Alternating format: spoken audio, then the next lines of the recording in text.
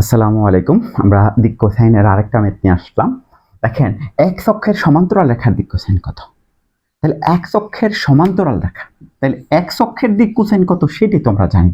মানে এক্স অক্ষের দিক কোসাইন কত সেটা আমরা আগে জানি, তারপর এক্স অক্ষের সমান্তরাল রেখাটা নিয়ে চিন্তা করব।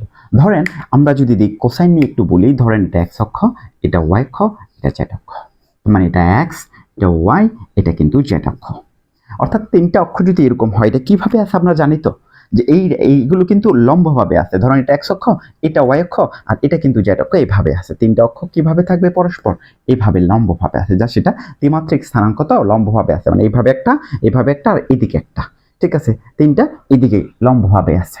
তো এখন কোনো একটা রেখা, ধরেন এই একটা রেখা এভাবে চলতেছে, সেই রেখাটা ধরেন এই এক্স অক্ষের সাথে যে কোণটা উৎপন্ন করছে, ধরেন এক্স অক্ষের সাথে যে কোণটা উৎপন্ন করছে এটা আলফা, সেই রেখাটা এই ওয়াই অক্ষের সাথে যে কোণটা উৎপন্ন করছে সেটা বিটা, সেই রেখাটা ও জেড অক্ষের সাথে যে কোণটা উৎপন্ন করছে সেটা গামা।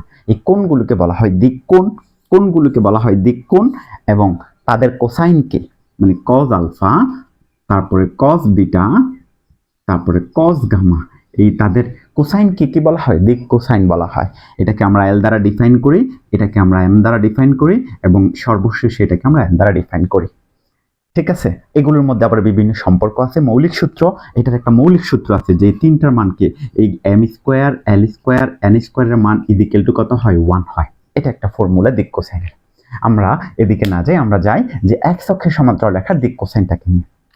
দেখেন আমরা যদি এক্স অক্ষের সমান্তরাল দিক কোসাইনটা আলোচনা করতে যাই, তাহলে এই রেখাটা বাদ দিয়ে আমি যদি এক্স অক্ষর এই যে এক্স অক্ষটা আছে, সেই এক্স অক্ষ এই নিজেই রেখাটা, ধরেন এই রেখাটা এক্স অক্ষ, আমাকে যদি বলতো এই রেখার দিক কোসাইন কত, তাইলে তো সমস্যা ছিল না, আমি কোন বলে দিত। বাট এখন এক্স অক্ষ, এক্স অক্ষের সাথে কত ডিগ্রি কোণ উৎপন্ন করছে? 0।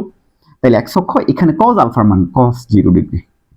এক্স অক্ষ এই ওয়াই অক্ষের সাথে কত? এই যে এক্স অক্ষটা, এই এক্স অক্ষের বলছে না, এক্স অক্ষের, আমি এক্স অক্ষেরটা বের করতেছি। তাহলে এক্স অক্ষের সাথে কোণ 0 ডিগ্রি, এক্স অক্ষ ওয়াই এর সাথে কোণ উৎপন্ন করছে কত?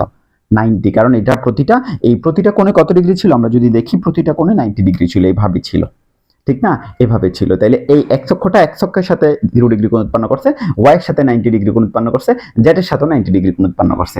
তার মানে এটাকে আমরা লিখতে পারি cos 0 ডিগ্রি cos বিটা, মানে ওয়াই অক্ষের সাথে সে 90 ডিগ্রি কোণ উৎপন্ন করছে, মানে π/2, জেড এর সাথেও cos 90 ডিগ্রি। তাহলে সেই অনুযায়ী যদি আমি ক্যালকুলেশনটা করি, এটা হয় 1, এটা হয় 0, এটা হয় 0। সিমিলারলি আমি যদি ওয়াই অক্ষেরটা বের করি, তাহলে ওয়াই অক্ষের সাথে 0 হবে, আর বাকি দুটা 90 ডিগ্রি হবে। তখন সেটা হয়ে যেত ওয়াই এর বেলা হয়ে যেত 1 0, তারপরে 1, তারপরে 0। জেড অক্ষের বেলা হয়ে যেত 0 0 1, কারণ জেড অক্ষের সময় এটা হইতো জেডটা জেডের সাথে উৎপন্ন করবে 0, জেডটা বাকি এক্স আর ওয়াই অক্ষের সাথে উৎপন্ন করবে কত ডিগ্রি কোণ করে? 90 ডিগ্রি কোণ করে।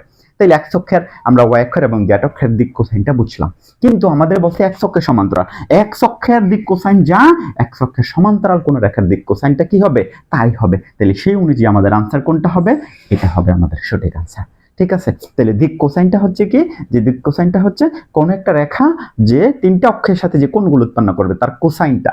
তো এখন যে রেখাটা কি ছিল? রেখাটাই তো ছিল এক্স অক্ষ। তাহলে এক্স অক্ষের সাথে কোণ উৎপন্ন করছে 0, এক্স অক্ষ ওয়াই অক্ষের সাথে উৎপন্ন করছে 90 ডিগ্রি, এক্স অক্ষ জেড অক্ষের সাথে উৎপন্ন করছে 90 ডিগ্রি। জিনিসটা ক্লিয়ার কিনা? যে এক্স অক্ষ এক্স এর সাথে উৎপন্ন করছে 0 ডিগ্রি, কিন্তু ওয়াই এর সাথে উৎপন্ন করছে সে 90 ডিগ্রি, জেড এর সাথে উৎপন্ন করছে সে 90 ডিগ্রি। ফলে এটার দিক কোসাইনটা হচ্ছে এরকম। সেম ভাবে ওয়াই অক্ষটা আমাকে দিলে সেম ভাবে আমরা ক্যালকুলেশন গুলো করে নিতে পারবো। সিমিলারলি ওয়াই অক্ষের সমান্তরাল যদি বলা হয়, তাহলে উত্তরটা হবে ওয়াই অক্ষের দিক কোসাইন হবে এটা, তাহলে সমান্তরাল দিক কোসাইন ওইটাই।